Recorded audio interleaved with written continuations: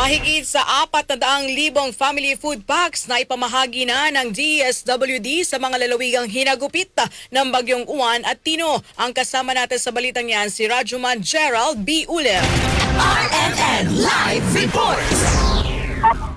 Ang 474,553 na kahon ng Family Food Packs o FFPs ang naipadala sa mga lalawigang matinding naapektuhan ng Bagyong Tino at Super Typhoon Uwan.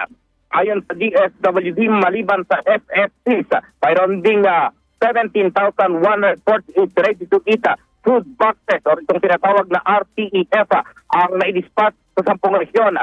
Ang naipadalang FFPs at RTEF ay bahagi pa rin ito ng augmentation assistance sa mga lokal na pamahalaan at tinamahan ng magkasunod na bagyo.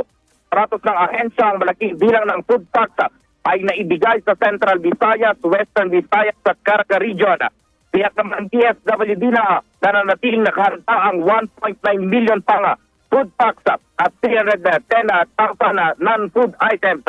Kabilang sa mga non-food items ang family, hygiene at sleeping kits at halos 84,000 ready-to-eat food packs na nakaposisyon na sa mga bodega ng mga field offices at partner LGUs ng DSWD.